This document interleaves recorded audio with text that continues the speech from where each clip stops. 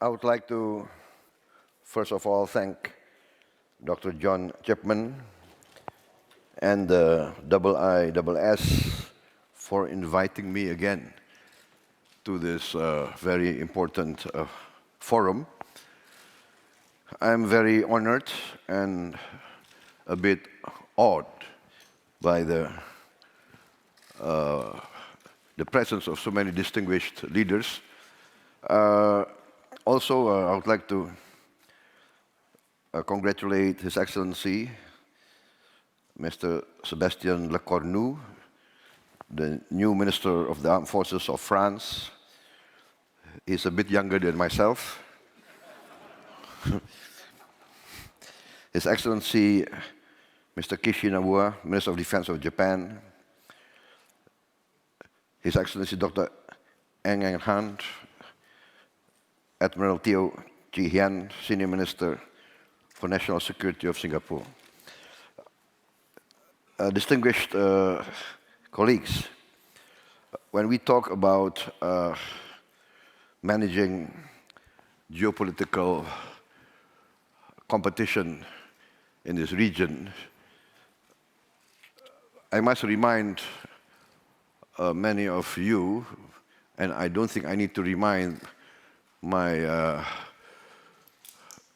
brothers from Southeast Asia, that Southeast Asia, in fact, Asia has been for many centuries the crossroads of imperialism, big power domination,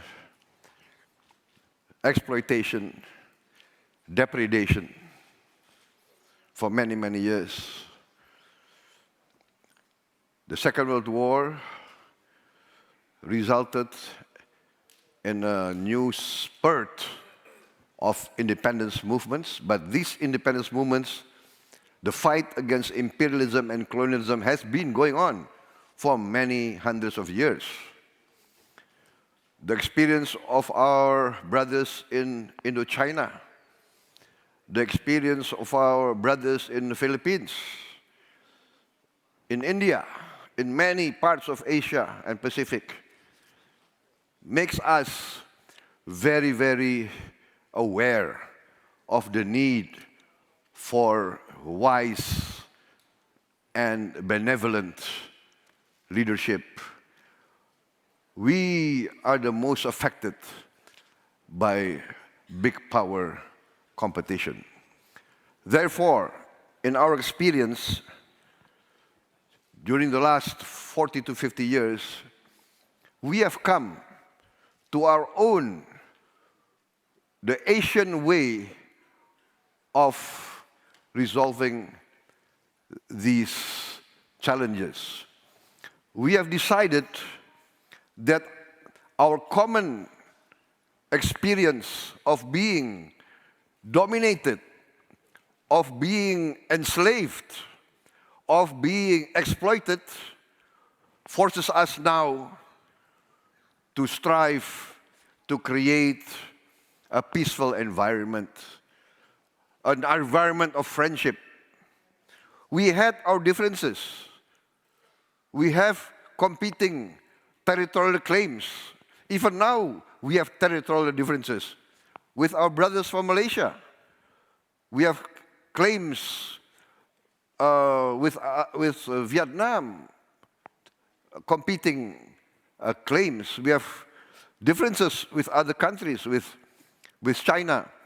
But our view is that we must strive for understanding, for communication, and we are proud that we have proved to the world that former rivals, former enemies, we have bad experiences of confrontation, etc., etc.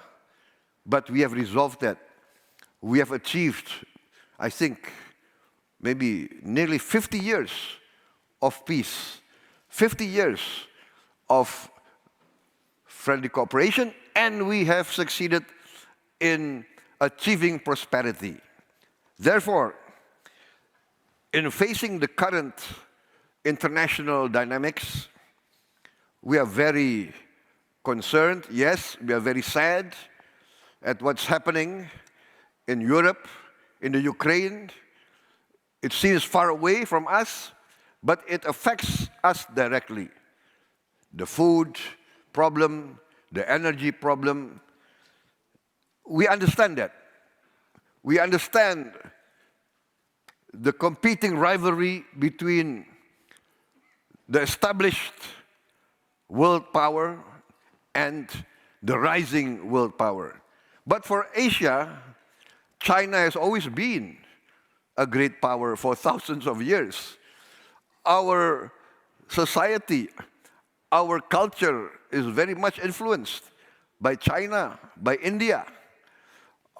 The great religions in our country come from India, from China. Therefore, for us, we always will strive to respect all the big powers.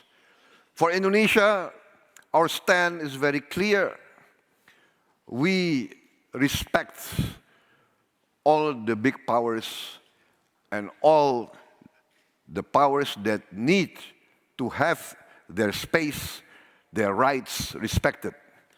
We support a rules-based international order because we are the most affected by any order that just relies on big power. Our experience of being colonized, our experience of being exploited is always in our subconscious. Therefore, Indonesia opted to be non-aligned. We opted not to be engaged in any military alliance. This sounds sometimes like we are sitting on the fence, but no.